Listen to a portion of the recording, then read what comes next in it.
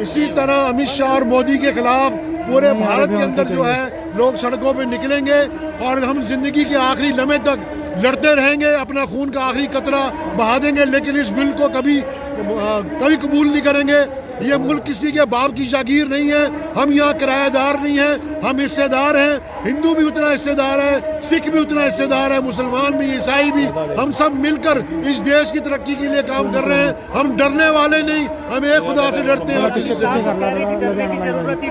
नहीं। अमित शाह साहब तो झूठ बोल रहे हैं और इनका तो आरएसएस का जो पुराना आप एजेंडा उठा के देखिए, वो पहले से ही प्लान था आज से 75 साल पहले कि हमने इस देश के अंदर ऐसा कानून लाएंगे ताकि कोई दलित, मुसलमान, हिंदू जो है आपका ये प्लान बना रहे हैं अंग्रेज की तरह कि कल को ये लोग वोट भी ना दे सके, तो ये मुल्क के लिए बहुत बड़ा घायल होगा। मुल्क को तोड़ने की बात कर रहे हैं। पंजाब गवर्नमेंट ने अमित शाह ये कह रहे हैं कि जो यहाँ के मुसलमान जो यहाँ इंडिया में रह रहे हैं, यहाँ के मुसलमान बताइए सिर्फ 2% मुसलमान बाहर से आए हैं, बाकी तो हिंदुस्तान के हिंदू जो थे वो मुसलमान हुए, उनके पूर्वज मुसलमान थे, तो आप किस तरह उनको बाहर निकाल दोगे? हम यहाँ मरेंगे, हमारी कब्रें यहाँ बनेंगी।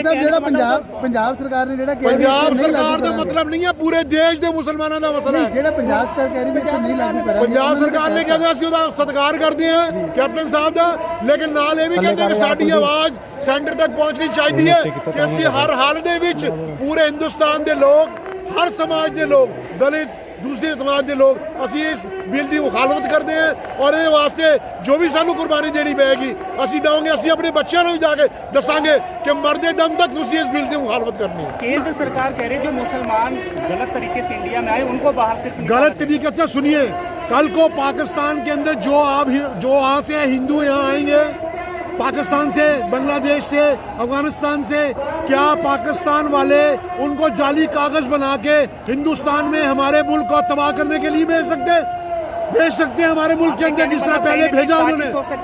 बहुत बड़ी साजिश हो सकती है।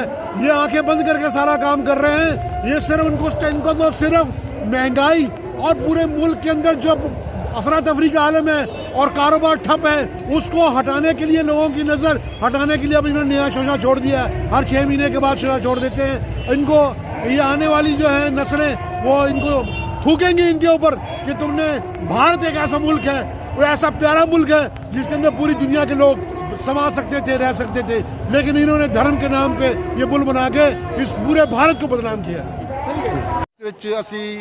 ਜਿਹੜਾ ਕਾਲਾ ਕਾਨੂੰਨ ਹਿੰਦੁਸਤਾਨ ਦੀ ਤਾਰੀਖ ਦੇ ਵਿੱਚ ਪਹਿਲੀ ਵਾਰ ਪਾਰਲੀਮੈਂਟ ਦੇ ਅੰਦਰ ਆਇਆ ਕਾਲਾ ਕਾਨੂੰਨ, ਇਹ ਮਜ਼ਹਬ ਦੇ ਨਾਂ ਤੋਂ ਬਣਾਇਆ ਗਿਆ ਆ ਔਰ ਇਹ ਕਦੀ ਵੀ ਅਸੀਂ ਕਬੂਲ ਨਹੀਂ ਕਰਾਂਗੇ। ਹਿੰਦੁਸਤਾਨ ਦੇ ਕੱਲ੍ਹ ਨੂੰ ਇਹ तरमीम करके ये कह देंगे सिख भी असी कढ़ते चो, दलित भी कढ़ते और जनाब बाल्मीक समाज भी कढ़ता।